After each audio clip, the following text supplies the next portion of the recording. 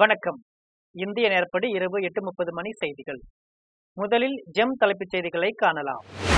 Operation Sindoor உலகம் முழுவதும் பயங்கரவாதத்தை எதிர்த்து போராட புதிய நம்பிக்கையை அளித்தது. மன் கி பாத் நிகழ்ச்சியில் பிரதமர் நரேந்திர மோடி உரை. பாஜக அதிமுக கூட்டணி திமுகவை விரட்டியடிக்கும். கோவையில் மத்திய இணையமைச்சர் எல் முருகன் பேட்டி. பிரதமர் நரேந்திர மோடி தலைமையில் தேசிய ஜனநாயக கூட்டணியின் முதலமைச்சர்கள் கூட்டம் நடைபெற்றது. உக்ரைன் மீது ரஷ்யா ட்ரோன் ஏவுகணை தாக்குதல் நடத்தியதில் 13 பேர் உயிரிழப்பு. கோவை நீலகிரியில் அதி கனமழை பெய்ய வாய்ப்பு. சென்னை வானிலை ஆய்வு மையம் தகவல். இனி விரிவான செய்திகளை காணலாம். ஆபரேஷன் சிந்தூர் உலகம் முழுவதும் பயங்கரவாதத்தை எதிர்த்து போராட புதிய நம்பிக்கையை அளித்தது என்று பிரதமர் நரேந்திர மோடி தெரிவித்துள்ளார். 122வது மன் கி பாத் நிகழ்ச்சியில் பிரதமர் நரேந்திர மோடி உரையாற்றினார். அப்போது ஆபரேஷன் சிந்தூர் ராணுவ நடவடிக்கை மட்டுமல்ல, மக்களின் குமுறலை வெளிப்படுத்தும் நடவடிக்கை என்றும், ஆபரேஷன் சிந்தூர் ஒவ்வொரு இதயத்தையும் பெருமைப்படுத்தியது என்றும், பயங்கரவாதத்தை ஒழிக்க வேண்டும் எனவும், நாடு தேசபக்தியில் மூழ்கியுள்ளது எனவும் தெரிவித்தார். மேலும் நாட்டின் பல்வேறு பகுதிகளில் தேசிய கொடியேந்தி பேரணிகள் நடைபெற்றன எனவும், பயங்கரவாதத்திற்கு எதிராக இந்தியா ஒன்றுபட்டு நிற்கிறது என்றும், ஆபரேஷன் சிந்தூர் உலகம் முழுவதும் பயங்கரவாதத்தை எதிர்த்து போராட புதிய நம்பிக்கையை அளித்தது என்றும் பிரதமர் நரேந்திர மோடி தெரிவித்துள்ளார். பாஜக அதிமுக கூட்டணி திமுகவை விரட்டியடிக்கும் என்று கோவையில் மத்திய இணையமைச்சர் எல் முருகன் தெரிவித்துள்ளார். கோவை விமான நிலையத்தில் மத்திய இணையமைச்சர் எல் முருகன் செய்தியாளர்களை சந்தித்து பேசினார். அப்போது புதுக்கோட்டைக்கு திருமாவளவனுடன் சென்று அம்பேத்கர் சிலை திறந்து வைத்த உதயநிதி ஸ்டாலின் வேங்கை வயல் பக்கம் சென்றிருக்கலாம் எனவும், அரக்கோணம் பெண்மணிக்கு நடந்த சம்பவத்தில் குற்றவாளிக்கு உரிய தண்டனை வழங்க வேண்டும் எனவும் எல் முருகன் தெரிவித்தார். மேலும் அரசியலுக்காகத்தான் முதலமைச்சர் மு க ஸ்டாலின் டெல்லி சென்றார் என்று மக்கள் எண்ணிக்கொண்டிருக்கிறார்கள் எனவும், இதற்கு முன்பு நிதி ஆயோக் கூட்டத்தில் பங்கேற்றிருந்தால் பல்வேறு வளர்ச்சி திட்டங்கள் தமிழகத்திற்கு கிடைத்திருக்கும் என்றும், ஆட்சி முடியும் தருவாயில்தான் முதலமைச்சர் மு க ஸ்டாலின் டெல்லி சென்றுள்ளார் என்றும், இதனால் தமிழ்நாட்டிற்கு வரவேண்டிய பாக்ஸ்கான் நிறுவனம் தமிழ்நாட்டிற்கு வராமல் உத்தரப்பிரதேசம் சென்றுள்ளது என்றும், இந்த அரசாங்கம் தமிழகத்தை பின்னோக்கி சென்றுள்ளது என்றும் தெரிவித்தார்.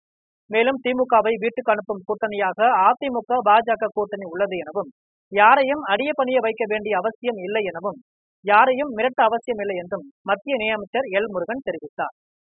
பிரதமர் நரேந்திர மோடி தலைமையில் தேசிய ஜனநாயக கூட்டணியின் முதலமைச்சர்கள் கூட்டம் நடைபெற்றது. தேசிய ஜனநாயக கூட்டணியின் முதலமைச்சர் கூட்டம் பிரதமர் நரேந்திர மோடி தலைமையில் இன்று நடைபெற்றது. கூட்டத்தில் தேசிய ஜனநாயக கூட்டணியில் இடம்பெற்றுள்ள 20 மாநில முதலமைச்சர்கள் பங்கேற்றனர். அதேபோல் 18 மாநில துணை முதலமைச்சர்களும் பங்கேற்றனர். இதேபோன்று பாஜக தேசிய தலைவர் ஜே பி நட்டா, மத்திய பாதுகாப்புத்துறை அமைச்சர் ராஜ்நாத் சிங், உள்துறை அமைச்சர் அமித்ஷா உள்பட பல்வேறு தலைவர்கள் பங்கேற்றனர். கூட்டத்தில் ஆபரேஷன் சிந்தூர் நடவடிக்கைக்கு ஆதரவாகவும், சாதிவாரி கணக்கெடுப்பிற்கு ஆதரவாகவும் தீர்மானங்கள் நிறைவேற்றப்பட்டன. அதேபோல் நக்சலைட்டுகள் ஒழிக்க மத்திய அரசு மேற்கொண்டு வரும் நடவடிக்கைகள் குறித்தும் விவாதிக்கப்பட்டது. உக்ரைன் மீது ரஷ்யா ட்ரோன் ஏவுகணை தாக்குதல் நடத்தியதில் 13 பேர் உயிரிழந்தனர். உக்ரைன் ரஷ்யா இடையேயான போர் இன்று 1186வது நாளாக நீடித்து வருகிறது. இந்த போரில் ஆயிரக்கணக்கானோர் உயிரிழந்துள்ளனர். போரை முடிவுக்கு கொண்டு வர அமெரிக்கா உட்பட பல்வேறு நாடுகள் முயற்சித்தன. ஆனால் அது தோல்வியில் முடிந்தது. அதேபோல் போர் நிறுத்தம் தொடர்பாக ரஷ்யாவும் உக்ரைனும் நேரடி பேச்சுவார்த்தை நடத்தின. ஆனால் அந்த பேச்சுவார்த்தையும் தோல்வியடைந்தது. இதனால் போர் நீடித்து வருகிறது. இந்த நிலையில் உக்ரைன் மீது ரஷ்யா இன்று ட்ரோன் ஏவுகணை தாக்குதல் நடத்தியது. 266 ட்ரோன்கள், 45 ஏவுகணைகள் மூலம் இந்த தாக்குதல் நடத்தப்பட்டது. இந்த தாக்குதலில் 13 பேர் உயிரிழந்தனர். மேலும் பலர் படுகாயமடைந்தனர். கோவை மற்றும் நீலகிரியில் இன்று கனமழை முதல் அதி கனமழை பெய்ய வாய்ப்பு உள்ளதாக சென்னை வானிலை ஆய்வு மையம் தெரிவித்துள்ளது. தமிழகத்தில் கோவை, நீலகிரி உட்பட தமிழகத்தில் மேற்கு தொடர்ச்சி மலைப்பகுதியை ஒட்டியுள்ள மாவட்டங்களில் மழை பெய்து வருகிறது. குறிப்பாக கோவை மற்றும் நீலகிரி மாவட்டத்தில் அதி கனமழைக்கான ரெட் அலர்ட் விடப்பட்டுள்ளது. இதனால் அந்த மாவட்டங்களில் பாதுகாப்பு முன்னேற்பாடுகள் செய்யப்பட்டுள்ளன. அடுத்த 3 மணி நேரத்தில் தென்காசி, தேனி மற்றும் திருநெல்வேலி ஆகிய மாவட்டங்களில் கனமழை பெய்ய வாய்ப்புள்ளது எனவும், இதேபோன்று திருப்பூர், திண்டுக்கல் மற்றும் கன்னியாகுமரி மாவட்டங்களில் கனமழை பெய்வதற்கு வாய்ப்பு உள்ளது என்றும் சென்னை வானிலை ஆய்வு மையம் தெரிவித்துள்ளது. மேலும் 27, 28ஆம் தேதிகளில் நீலகிரி மற்றும் கோயம்புத்தூர் மாவட்டங்களில் சில இடங்களில் கனமழை முதல் மிக கனமழை பெய்ய வாய்ப்பு உள்ளது என்றும், 27ஆம் தேதி முதல் 29ஆம் தேதி வரை தமிழ்நாடு, புதுச்சேரி, காரைக்கால் ஆகிய மாவட்டங்களில் ஓரிரு இடங்களில் மணிக்கு 45 கிலோமீட்டர் வேகத்தில் காற்று வீசக்கூடும் எனவும், கோவை மற்றும் நீலகிரி மாவட்டங்களுக்கு இன்றும் நாளையும் ரெட் அலர்ட் எச்சரிக்கை விடுக்கப்பட்டுள்ள நிலையில் அங்கு பேரிடர் மீட்பு படையினர் தொடர்ந்து கண்காணிப்பு பணியில் ஈடுபட்டு வருகின்றனர். திருவான்மியூரில் உள்ள ராமச்சந்திரா கன்வென்ஷன் சென்டரில் நாளை ஒரே நாடு ஒரே தேர்தல் என்ற கருத்தரங்கம் நடைபெறுகிறது என்று சென்னை தியாகராயர் நகரில் பாஜக முன்னாள் மாநில தலைவர் தமிழிசை சவுந்தரராஜன் தெரிவித்துள்ளார். சென்னை தியாகராயர் நகரில் உள்ள பாஜக மாநில தலைமை அலுவலகமான கமலாலயத்தில் பாஜக முன்னாள் மாநில தலைவர் தமிழிசை சவுந்தரராஜன் செய்தியாளர்களை சந்தித்து பேசினார்.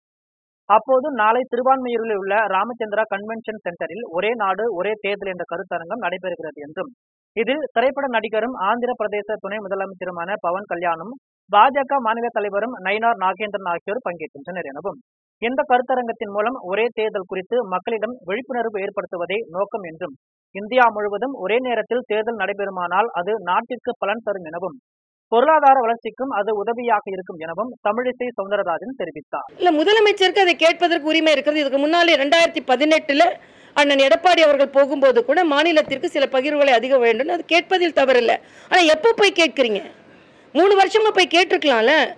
இன்னைக்கு பாத்தீங்கன்னா நிதி ஆயோக்கின் தலைவர் என்ன சொல்லியிருக்கிறார் என்றால், சென்ற முறை கூட்டத்தில் நாங்கள் சொன்னதற்கு ஏற்ப அதற்கான திட்டங்களை வகுத்து வந்திருப்பவர்கள்னு சொல்றாரு. இப்ப சென்ற கூட்டத்துக்கு ஏன் போகல? அதுக்கு முந்தின கூட்டத்துக்கு ஏன் போகல?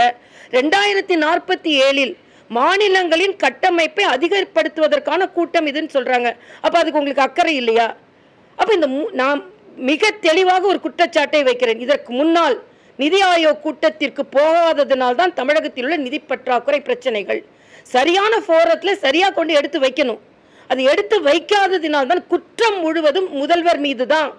முதல்வர் சென்று சரியாக அதை அணுகியிருந்தால் இன்று பல நிதி பகிர்வுகள் நடந்திருக்கும், நீர் பிரச்சனைகள் இருந்திருக்காது என்பது எனது கருத்து.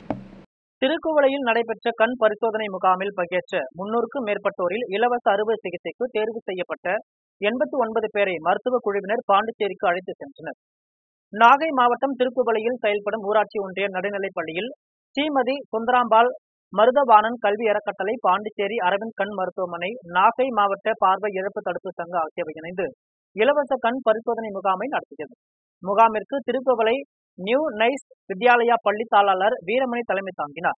முகாமில் அரவிந்த் கண் மருத்துவமனை மருத்துவ குழுவினர் பங்கேற்று கிட்ட பார்வை, தூர பார்வை, வெள்ளெழுத்து, கண் விழித்திரை, கண்ணீர் அழுத்த நோய் மற்றும் குழந்தைகளின் கண் நோய்க்கான பரிசோதனை செய்தனர். முகாமில் 300க்கும் மேற்பட்டோர் பங்கேற்ற நிலையில் உள்விழி லென்ஸ் அறுவை சிகிச்சைக்கு பரிந்துரை செய்யப்பட்ட 89 பேரை அழைத்து செல்லப்பட்டனர். முகாமில் வாழைக்கரை முன்னாள் ஊராட்சி தலைவர் கலைச்செழியன், உள்ளாட்சி மேம்பாட்டு பிரிவு மாநில செயலாளர் இளவரசன், மாவட்ட செயற்குழு உறுப்பினர் முத்து துரைசாமி உட்பட பலர் கலந்து கொண்டனர். சென்னை ECRல் VGPக்கு சொந்தமான ரிசார்ட்டில் தோட்ட வேலை செய்து கொண்டிருந்த இருவர் மீது மது போதையில் காரை ஏற்றிவிட்டு தப்பி சென்ற இருவரை நீலாங்கரை காவல்துறையினர் கைது செய்தனர். சென்னை ECR சாலையில் ஈஞ்சம்பாக்கத்தில் உள்ள VGPக்கு சொந்தமான ரிசார்ட்டில் தனியார் மதுபான கூடம் செயல்பட்டு வருகிறது. இந்த நிலையில் சென்னை பனையூரை சேர்ந்த 2 பேர் வெளியில் மது அருந்திவிட்டு மீண்டும் மது அருந்துவதற்காக VGPயில் செயல்பட்டு வரும் மதுபான கூடத்திற்கு சென்றனர். ஏற்கனவே மது அருந்திவிட்டு சென்றதால் மதுபான கூடத்தில் இருந்தவர்கள் இருவரையும் அனுமதிக்கவில்லை. இதனால் காரை திருப்பிக் கொண்டு வெளியே செல்ல முயற்சித்த போது VGPயில் தோட்ட வேலை செய்து வரும் ஈஞ்சப்பாக்கம் பகுதியைச் சேர்ந்த ஒண்டிவீரன் மற்றும் பாண்டியன் ஆகியோர் மீது மது போதையில் காரை ஏற்றிவிட்டு தப்பி சென்றனர். இருவரும் படுகாயமடைந்தனர். உடனே அருகில் இருந்தவர்கள் காயமடைந்த இருவரையும் மீட்டு சிகிச்சைக்காக சென்னை ராயப்பேட்டை அரசு மருத்துவமனைக்கு அனுப்பி வைத்தனர். இது குறித்து நீலாங்கரை காவல்துறையினருக்கு அளித்த தகவலின் பேரில் சம்பவ இடத்திற்கு விரைந்து சென்ற காவல்துறையினர் விசாரணை மேற்கொண்டு வருகின்றனர். மேலும் காரின் நம்பர் மூலம் காவல்துறையினர் குற்றவாளிகள் இருவரை தேடி வந்த நிலையில் பதுங்கி இருந்த மூர்த்தி மற்றும் முனுசாமி ஆகிய இருவரையும் கைது செய்து நீதிமன்றத்தில் ஆஜர்படுத்தி புழல் சிறையில் அடைத்தனர். மயிலாடுதுறை அருகே மறைந்த வன்னியர் சங்க தலைவரும் முன்னாள் சட்டமன்ற உறுப்பினருமான காடுவெட்டி ஜே குருவின் 7ஆம் ஆண்டு நினைவு தினம் பாட்டாளி மக்கள் கட்சி மற்றும் வன்னியர் சங்க சார்பில் அனுசரிக்கப்பட்டது. தமிழகம் முழுவதும் மறைந்த வன்னியர் சங்க தலைவரும் முன்னாள் சட்டமன்ற உறுப்பினருமான காடுவெட்டி ஜே குருவின் 7ஆம் ஆண்டு நினைவு தினம் பாட்டாளி மக்கள் கட்சி மற்றும் வன்னியர் சங்கம் சார்பில் அனுசரிக்கப்பட்டு வருகிறது. அந்த வகையில் மயிலாடுதுறை மாவட்டம் செம்மனார் கோவில் கடைவீதியில் பாட்டாளி மக்கள் கட்சி மற்றும் வன்னியர் சங்கம் சார்பில் காடுவெட்டி ஜே குருவின் உருவப்படத்திற்கு மரியாதை செலுத்தப்பட்டது. செம்பை மேற்கு ஒன்றிய செயலாளர் AK செந்தில் தலைமையில் நடைபெற்ற நிகழ்ச்சியில் கட்சியினர், சங்கத்தினர் ஏராளமானோர் கலந்து கொண்டு மாலை அணிவித்து மலர் தூவி அஞ்சலி செலுத்தினர். இதில் வடக்கு ஒன்றிய செயலாளர் ராஜசேகர் மற்றும் கட்சி நிர்வாகிகள், தொண்டர்கள் என பலர் கலந்து கொண்டு முழக்கங்களை எழுப்பி மௌன அஞ்சலி செலுத்தினர். திண்டுக்கல் ரயில் நிலையத்திற்கு வந்த புருளிய திருநெல்வேலி எக்ஸ்பிரஸ் ரயிலில் 18 கிலோ 400 கிராம் கஞ்சாவை ரயில்வே காவல்துறையினர் கைப்பற்றி விசாரணை மேற்கொண்டனர். புருளிய திருநெல்வேலி எக்ஸ்பிரஸ் வாரத்தில் திங்கட்கிழமை மற்றும் வெள்ளிக்கிழமையில் இயக்கப்படுகிறது. இந்த நிலையில் மேற்கு வங்காள மாநிலம் புருளிய ரயில் நிலையத்திலிருந்து வெள்ளிக்கிழமை காலை 10 மணிக்கு புறப்பட்டு 25ஆம் தேதி அதிகாலை திண்டுக்கல் ரயில் நிலையத்திற்கு வந்தடைந்தது. இதனிடையே திண்டுக்கல் ரயில் நிலைய காவல் ஆய்வாளர் தூயமணி வெள்ளைசாமிக்கு புருளிய திருநெல்வேலி எக்ஸ்பிரஸ் ரயிலில் கஞ்சா கடத்தி வரப்படுவதாக ரகசிய தகவல் கிடைத்தது. இதனையடுத்து 10க்கும் மேற்பட்ட ரயில்வே காவல்துறையினர் ரயிலில் அதிரடி சோதனையில் ஈடுபட்டனர். அப்போது S3 கோச் மற்றும் முன்பதிவில்லா பெட்டிகளில் கேட்பாரற்று கிடந்த 2 பைகளை ரயில்வே காவல்துறையினர் சோதனை செய்தனர். அதில் 18 கிலோ 400 கிராம் கஞ்சா கடத்தி வரப்பட்டது தெரிய வந்தது. இதனையடுத்து அருகில் இருந்த பயணிகளிடம் விசாரணை செய்தபோது அந்த பைகள் யாருடையது என்று தெரியவில்லை என தெரிவித்துள்ளனர். இதனையடுத்து ரயிலில் கைப்பற்றிய 18 கிலோ 400 கிராம் கஞ்சாவை தமிழ்நாடு போதைப்பொருள் புலனாய்வு பிரிவு காவல்துறையினரிடம் ஒப்படைத்தனர். ஏற்கனவே ரயில் கஞ்சா குட்கா பொருட்களை கடத்திய வழக்கில் மதுரையை சேர்ந்த 2 கைது செய்யப்பட்டுள்ளனர் என்பது குறிப்பிடத்தக்கது. காட்டுமன்னார் கோவிலில் தமிழ் மாநில காங்கிரஸ் கமிட்டியின் மாநில துணைத் தலைவர் முனைவர் KI மணிரத்னம் பிறந்தநாள் விழா சிறப்பாக கொண்டாடப்பட்டது.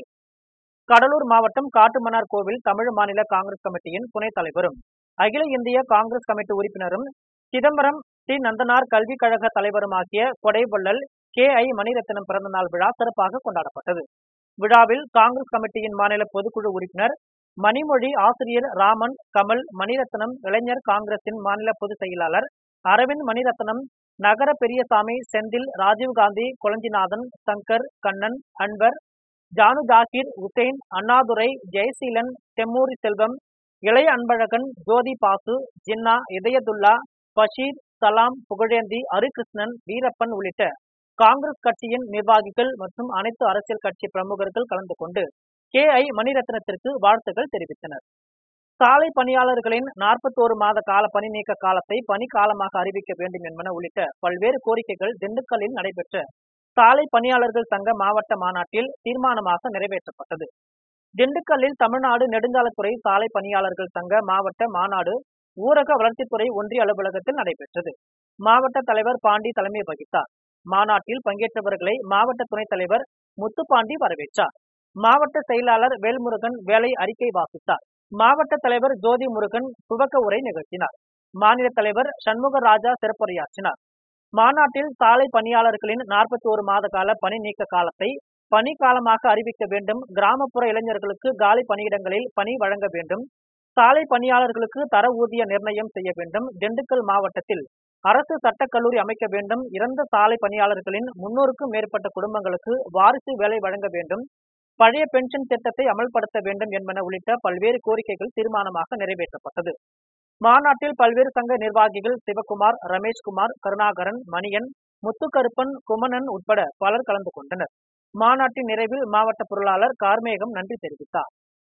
தானூர் அருகே பலத்த காற்று வீசியதில் சாலையில் இருசக்கர வாகனத்தில் சென்றவர் மீது மரம் முறிந்து விழுந்ததில் அவர் படுகாயமடைந்தார். கேரளா மாநிலம் மலப்புரம் மாவட்டம் தானூர் அருகே ஸ்ரீரங்கடபுரம் சாலையில் இருசக்கர வாகனத்தில் ஒருவர் சென்று கொண்டிருந்தார். அப்போது அப்பகுதியில் பலத்த காற்று வீசியதால் வீட்டு வளாகத்திலிருந்து மரம் ஒன்று திடீரென சாலையில் சென்ற வாகன ஓட்டியின் மீது விழுந்தது. இதில் படுகாயமடைந்த வாகன ஓட்டியை அப்பகுதி மக்கள் மீட்டு சிகிச்சைக்காக தானூர் அரசு மருத்துவமனையில் சேர்த்தனர்.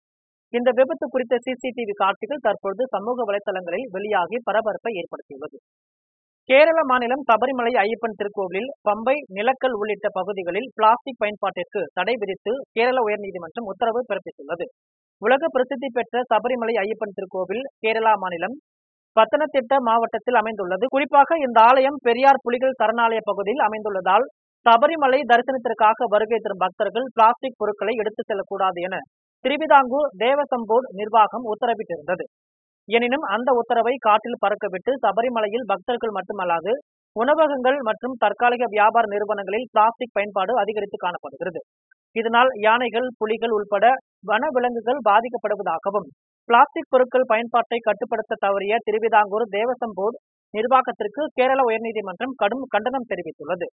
மேலும் சபரிமலை ஐயப்பன் திருக்கோவில், பம்பை, நிலக்கல் உள்ளிட்ட பகுதிகளில் பிளாஸ்டிக் பயன்பாட்டிற்கு தடை விதித்து கேரளா உயர்நீதிமன்றம் உத்தரவு பிறப்பித்துள்ளது. சங்ககிரியில் பாட்டாளி மக்கள் கட்சி சார்பில் காடுவெட்டி குருவின் 7ஆம் ஆண்டு நினைவு தின அனுசரிப்பு நிகழ்ச்சி நடைபெற்றது. சேலம் மாவட்டம் சங்ககிரி திருச்செங்கோடு பிரிவு சாலையில் நகர பாமக சார்பில் முன்னாள் மாநில வன்னியர் சங்க தலைவரும் முன்னாள் சட்டமன்ற உறுப்பினருமான காடுவெட்டி குருவின் 7ஆம் ஆண்டு நினைவு தின அனுசரிப்பு நிகழ்ச்சி பாமக நகர செயலாளர் ஐயப்பன் தலைமையில் நடைபெற்றது. நிகழ்ச்சியில் பாமகவினர் திரளாக கலந்து கொண்டு காடுவெட்டி குருவின் உருவப்படத்திற்கு மாலை அணிவித்து மலர் தூவி மரியாதை செலுத்தினர். இதனையடுத்து கட்சியினர் அனைவரும் மௌன அஞ்சலி செலுத்தினர். இதில் மாவட்ட செயற்குழு உறுப்பினர் வாரிசு சுப்பிரமணி, நகர தலைவர் அர்ஜுனன், முன்னாள் நகர செயலாளர் சுரேஷ் உட்பட ஏராளமான பாமக நிர்வாகிகள் கலந்து கொண்டனர். வானிலை ஆய்வு மையம் கோவைக்கு ரெட் அலர்ட் விடுக்கப்பட்ட நிலையில் மழை முன்னெச்சரிக்கை நடவடிக்கையாக கோவையில் அமைச்சர் முத்துசாமி ஆய்வு மேற்கொண்டார். கோவை ரயில் நிலையம் அருகில் உள்ள கூட்செட் சாலையில் அமைச்சர் முத்துசாமி ஆய்வு மேற்கொண்டார். இந்த ஆய்வின் போது கோவை மாவட்ட ஆட்சியர் பவன்குமார், ஜி கிரியப்பவனர், மாநகராட்சி ஆணையர் சிவகுரு, பிரபாகரன் ஆகியோர் பங்கேற்றனர். ஆய்வை தொடர்ந்து அமைச்சர் முத்துசாமி செய்தியாளர்களை சந்தித்து பேசினார். அப்போது நீலகிரி, கோவை மாவட்டத்தில் கனமழை பெய்யும் என வானிலை ஆய்வு மையம் அறிக்கை விட்டதின் அடிப்படையில் முன்னேற்பாடு பணிகளை செய்ய வேண்டும் என முதலமைச்சர் மு.க.ஸ்டாலின் உத்தரவிட்டதை அடுத்து கோவை மாவட்டத்தின் பல்வேறு இடங்களில் ஆய்வு செய்ததாகவும், பல்வேறு இடங்களில் குப்பைகளை போடுவதால் சாக்கடை, கால்வாய்கள் அடைத்துக் கொள்வதாகவும், அடைப்புகளை சரி செய்ய கோவை மாநகராட்சி சிறப்பான நடவடிக்கை எடுத்துள்ளதாகவும் அமைச்சர் முத்துசாமி தெரிவித்தார். நாகை மாவட்ட ஆட்சியர் அலுவலகத்தில் பாதுகாப்பு பணியில் இருந்த பெண் காவலரை தன்னைத்தானே துப்பாக்கியால் சுட்டு தற்கொலை செய்து கொண்ட சம்பவம் பெரும் அதிர்ச்சியை ஏற்படுத்தியுள்ளது. மயிலாடுதுறை மாவட்டத்தை சேர்ந்த அபிநயா என்ற பெண் காவலர் நாகப்பட்டினம் மாவட்ட ஆட்சியர் அலுவலகத்தில் இரவு பாதுகாப்பு பணியில் இருந்தார். இவர் மறுநாள் காலையில் தன்னைத்தானே துப்பாக்கியால் சுட்டுக் கொண்டு தற்கொலை செய்து கொண்டார். இது குறித்து தகவல் அறிந்து சம்பவ இடத்திற்கு விரைந்து வந்த நாகூர் காவல்துறையினர் உடலை மீட்டு பிரேத பரிசோதனைக்காக ஒரத்தூர் மருத்துவக் கல்லூரி மருத்துவமனைக்கு அனுப்பி வைத்தனர். இதனையடுத்து மாவட்ட காவல்துறை கண்காணிப்பாளர் அருண் கபிலன் தலைமையிலான அதிகாரிகள் சம்பவ இடத்திற்கு விரைந்து சென்று பணியில் இருந்த பெண் காவலர் மன உளைச்சலால் துப்பாக்கியால் சுட்டு தற்கொலை செய்து கொண்டாரா அல்லது வேறு காரணங்கள் ஏதாவது உள்ளதா என விசாரணை மேற்கொண்டனர். மக்கள் நலன் கருதி மாநிலம் முழுவதும் காலியாக உள்ள 700 மருந்தாளுநர் காலி பணியிடங்களை உடனே நிரப்ப வேண்டும் என்று காட்பாடியில் நடைபெற்ற மாநில பிரதிநிதித்துவ பேரவை கூட்டத்தில் மருந்தாளுநர் சங்கத்தின் மாநில பொதுச் செயலாளர் சண்முகம் வலியுறுத்தினார். வேலூர் மாவட்டம் காட்பாடியில் தமிழ்நாடு அரசு அனைத்து மருந்தாளுநர் சங்கத்தின் மாநில மையத்தின் மாநில பிரதிநிதித்துவ மேலாண்மை கூட்டம் மாநில தலைவர் விஜயகுமரன் தலைமையில் நடைபெற்றது. கூட்டத்தில் மாநில பொதுச் செயலாளர் சண்முகம், மாநில பொருளாளர் ஹேமலதா உள்ளிட்ட நிர்வாகிகள் கலந்து கொண்டனர். பேரவையின் கூட்டத்தை தமிழ்நாடு அரசு ஊழியர் சங்கத்தின் மாநில தலைவர் பாஸ்கரன் துவங்கி வைத்தார். இதில் மாநிலம் முழுவதும் இருந்து சங்கத்தின் நிர்வாகிகள் திரளானோர் கலந்து கொண்டனர். கூட்டத்தில் காலியாக உள்ள 700 மருந்தாளுநர் காலி பணியிடங்களை உடனே நிரப்ப வேண்டும் என தீர்மானம் நிறைவேற்றப்பட்டது. பேரவை கூட்டத்தை தொடர்ந்து சங்கத்தின் மாநில பொதுச் செயலாளர் சண்முகம் செய்தியாளர்களை சந்தித்து பேசினார். அப்போது மக்கள் நலன் கருதி மாநிலம் முழுவதும் காலியாக உள்ள 700 மருந்தாளுநர் காலி பணியிடங்களை உடனே நிரப்ப வேண்டும் என வலியுறுத்தினார். நெய்வேலி அறிவு திருக்கோவிலின் 16வது ஆண்டு துவக்க விழா நடைபெற்றது. கடலூர் மாவட்டம் நெய்வேலி வட்டம் 19 அமைந்துள்ள மனவளக்கலை மன்ற அறக்கட்டளை அறிவு திருக்கோவிலின் 16வது ஆண்டு விழா நடைபெற்றது. விழாவில் உலக சமுதாய சேவா சங்க இயக்குனர் உழவன் மா தங்கவேலு சிறப்பு அழைப்பாளராக கலந்து கொண்டு சிறப்புரையாற்றினார்.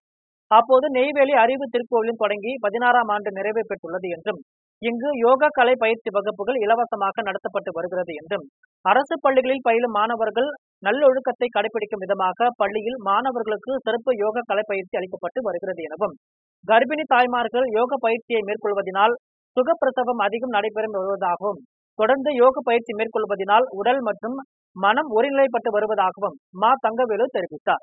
இதில் உலக சமுதாய சேவா சங்கத்தின் விழுப்புரம் மண்டல இணை இயக்குனர் அருள் ஜோதி, நெய்வேலி அறிவு திருக்கோவிலின் அறங்காவலர் நந்தகுமார் உள்ளிட்ட நெய்வேலி அறிவு திருக்கோவிலின் நிர்வாகிகள் மற்றும் உறுப்பினர்கள் திரளாக கலந்து கொண்டனர். தமிழக அரசு தேர்தல் வாக்குறுதிகளை நிறைவேற்ற வேண்டும் என தொடர்ந்து தமிழ்நாடு அரசு ஊழியர் சங்கம் வலியுறுத்தும் என்று காட்பாடியில் அரசு ஊழியர் சங்கத்தின் மாநில தலைவர் பாஸ்கரன் தெரிவித்துள்ளார். வேலூர் மாவட்டம் காட்பாடியில் நடைபெற்ற மருந்தாளுநர்கள் சங்கத்தின் மாநில பேரவை கூட்டத்தில் கலந்து கொண்ட பின்னர் அரசு ஊழியர்கள் சங்கத்தின் மாநில தலைவர் பாஸ்கரன் செய்தியாளர்களை சந்தித்து பேசினார்.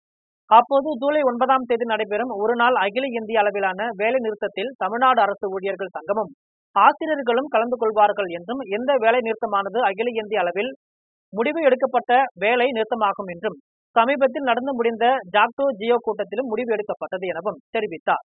மேலும் 2026 சட்டமன்ற தேர்தலில் அரசியல் கட்சியினர் அரசு ஊழியர்களின் வாக்குறுதிகளை சேர்த்தாலும் அவர்கள் எப்படி நிறைவேற்றுவார்கள் என விவாதித்து முடிவு செய்வோம் என்றும், அரசு ஊழியர்கள் மிரட்டப்பட்டால் அதனை எதிர்த்து குரல் கொடுப்போம் என்றும் அரசு ஊழியர் சங்கத்தின் மாநில தலைவர் பாஸ்கரன் தெரிவித்தார். செய்தியாளர்கள் சந்திப்பின் போது சேகர், ஜனார்த்தனன், தீனதயாளன் உள்ளிட்ட நிர்வாகிகள் உடன் இருந்தனர். குடியாத்தத்தில் இறந்த தனது மனைவியின் நினைவாக மார்பளவு சிலை வைத்து வழிபாடு செய்யவும் கணவரை கண்டு அப்பகுதி பொதுமக்கள் நெகிழ்ச்சி அடைந்தனர். வேலூர் மாவட்டம் குடியாத்தம் செதுக்கரை பகுதியைச் சேர்ந்த சமூக ஆர்வலர் சேட்டுவின் மனைவி ராணி என்பவர் கொரோனா காலகட்டத்தில் திடீரென உயிரிழந்தார். மனைவியின் இறப்பிற்கு பின்னர் கணவர் சேட்டு மற்றும் அவரின் குடும்பத்தினர் ஆழ்ந்த வேதனையில் இருந்தனர். பின்னர் இறந்த மனைவி ராணியின் மார்பளவு சிலையை தனது பூஜை அறையில் வைத்து தனது குடும்பத்தினர் வழிபாடு செய்ய தொடங்கினர். அதனைத் தொடர்ந்து ஆண்டுதோறும் தனது மனைவியின் நினைவாக சேட்டு ஏழை எளியோர்களுக்கு பல நலத்திட்ட உதவிகளை வழங்கி வந்தார். அதே போன்று இந்த ஆண்டும் மறைந்த ராணியின் நினைவாக அவரது சிலைக்கு சேட்டுவின் குடும்பத்தினர் மாலை அணிவித்து அஞ்சலி செலுத்தினர். அப்போது மனைவியின் நினைவை போற்றும் வகையில் கணவர் சேட்டு மற்றும் குடும்பத்தினர் கண் கலங்கினர். அதன் பின்னர் ஏழை எளியோர்களுக்கு வேட்டி சேலைகள் மற்றும் மரக்கன்றுகள், பிரியாணி உள்ளிட்டவற்றை வழங்கினர்.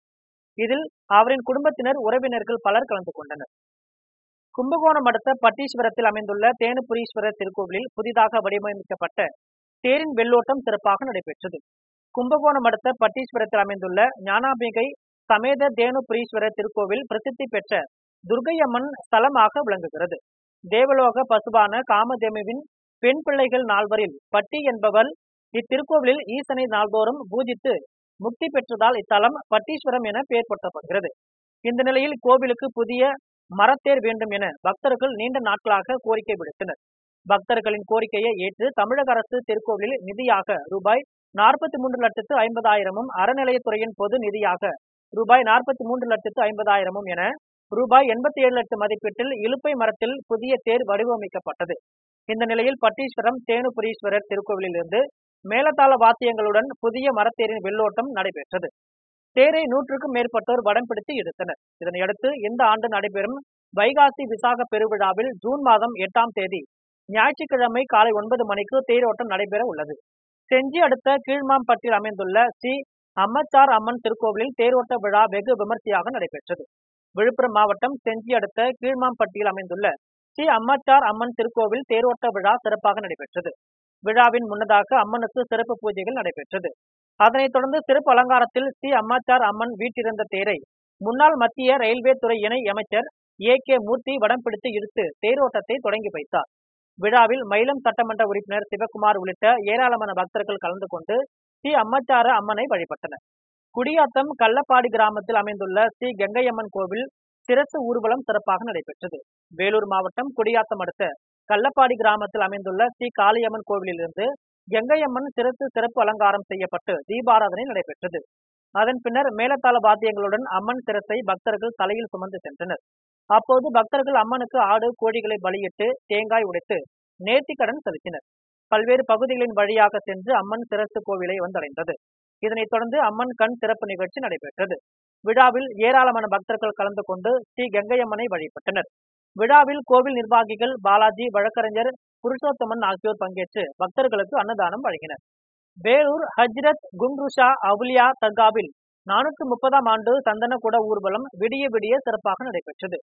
வேலூர் சென்னை தேசிய நெடுஞ்சாலையில் பிள்ளையார்குப்பம் பகுதியில் அமைந்துள்ள மிகவும் பழமை வாய்ந்த ஹஜ்ரத் கும்ருஷா அவுலியா தர்காவில் 430ஆம் ஆண்டு சந்தனக்குட விழா வெகு விமர்சையாக நடைபெற்றது. முன்னதாக கும்ருஷா அவுலியாவின் வாழ்க்கை நெறிமுறைகள் குறித்து சிறப்பு துவா நடைபெற்றது. அதன் பின்னர் மேலதாள வாத்தியங்கள் முழங்கவும் சிலம்பாட்டம், புலியாட்டம், மான் கொம்பாட்டம், நெருப்பு வளையம் தாண்டுதல் உள்ளிட்ட கலை நிகழ்ச்சிகளுடன் குதிரை வண்டியில் சந்தன வெள்ளிக்குடம் பல்வேறு கிராமங்களில் வழியாக எடுத்து செல்லப்பட்டது. அதனைத் தொடர்ந்து அதிகாலையில் சந்தனக்குடம் தர்கா வந்தடைந்த பின்னர் சந்தனம் பூசும் நிகழ்ச்சி நடைபெற்றது. அதனையடுத்து வண்ண மலர்களால் அலங்கரிக்கப்பட்ட 80 அடி நீளமான போர்வையால் தர்காவில் போர்த்தப்பட்டு சிறப்பு துவா நடைபெற்றது. இதில் பல்லாயிரக்கணக்கான இஸ்லாமியர்கள் பங்கேற்றனர். நிகழ்ச்சியில் பங்கேற்ற அனைவருக்கும் தர்கா கமிட்டி சார்பில் பிரியாணி அன்னதானமாக வழங்கப்பட்டது. திருவண்ணாமலை அண்ணாமலையார் கோவிலுக்கு விஐபிக்கள் என்ற போர்வையில் ஆந்திரா மக்களை அழைத்து வரும் நபர்களை கண்டறிந்து உரிய நடவடிக்கை எடுக்க வேண்டும் எனவும் விரைந்து சாமி தரிசனம் பார்க்க வசதிகள் செய்ய வேண்டும் எனவும் பக்தர்கள் கோரிக்கை விடுத்தனர். பஞ்சபூத ஸ்தலங்களில் அக்னி தலமாகவும் நினைத்தாலே முக்தி அளிக்கும் திருத்தலமாக விளங்கும் திருவண்ணாமலை அண்ணாமலையார் திருக்கோவிலில் ஞாயிற்றுக்கிழமையான இன்று 4:30 மணிக்கு நடை திறக்கப்பட்டு ஆகம விதிப்படி அண்ணாமலையார் மற்றும் உண்ணாமுலை அம்மனுக்கு சிறப்பு அபிஷேக ஆராதனைகள் நடைபெற்றது. இந்த நிலையில் அதிகாலை முதலே ஆந்திரா, தெலுங்கானா, கர்நாடகா மாநிலங்களைச் சேர்ந்த ஆயிரக்கணக்கான பக்தர்கள் கோவிலில் குவிய தொடங்கினர். குறிப்பாக ராஜகோபுரம் வழியாக பக்தர்கள் கோவிலுக்கு சென்று சாமி தரிசனம் செய்துவிட்டு திருமஞ்சன கோபுரம் மற்றும் கேகோபுர வழியாக வெளியே செல்கின்றனர். இந்த நிலையில் 5 மணி நேரத்திற்கு மேலாக பக்தர்கள் காத்திருக்கும் நிலையில் 100க்கும் மேற்பட்ட ஆந்திர பக்தர்கள் வைகுந்த வாயில் வழியே உள்ளே சென்றதால் கால் கடுக்க காத்திருக்கும் பக்தர்கள் மத்தியில் பெரும் பரபரப்பை ஏற்படுத்தியது. நீண்ட வரிசையில் காத்திருந்த பக்தர்களில் ஒரு சிறுமிக்கு மயக்கம் ஏற்பட்ட நிலையில் அவரை அவரது குடும்பத்தினர் கொடிமரம் அருகே அமர வைத்தனர். இதனால் பக்தர்கள் மத்தியில் பெரும் கலக்கத்தை ஏற்படுத்தியது. இதனிடையே விஐபி என்ற போர்வையில் ஆந்திரா மக்களை கோவிலுக்கு அழைத்து வரும் நபர்களை கண்டறிந்து உரிய நடவடிக்கை எடுக்க வேண்டும் எனவும், விரைந்து சாமி தரிசனம் பார்க்க வசதிகள் செய்ய வேண்டும் எனவும் பக்தர்கள் கோரிக்கை விடுத்தனர். மீண்டும் ஜெம் தலைப்புச் செய்திகள். ஆபரேஷன் சிந்தூர் உலகம் முழுவதும் பயங்கரவாதத்தை எதிர்த்து போராட புதிய நம்பிக்கையை அளித்தது. மன் கி பாத் நிகழ்ச்சியில் பிரதமர் நரேந்திர மோடி உரை. பாஜக அதிமுக கூட்டணி திமுகவை விரட்டியடிக்கும். கோவையில் மத்திய இணையமைச்சர் எல் முருகன் பேட்டி. பிரதமர் நரேந்திர மோடி தலைமையில் தேசிய ஜனநாயக கூட்டணியின் முதலமைச்சர்கள் கூட்டம் நடைபெற்றது. உக்ரைன் மீது ரஷ்யா ட்ரோன் ஏவுகணை தாக்குதல் நடத்தியதில் 13 பேர் உயிரிழப்பு. கோவை நீலகிரியில் அதி கனமழை பெய்ய வாய்ப்பு. சென்னை வானிலை ஆய்வு மையம் தகவல். இத்துடன் ஜெம் செய்திகள் நிறைவடைகின்றன. மீண்டும் ஜெம் செய்திகள் நள்ளிரவு 12 மணிக்கு. உடனுக்குடன் செய்திகளை காண GemLive.tv என்ற இணையதளத்தில் இணைந்திருங்கள். நன்றி, வணக்கம்.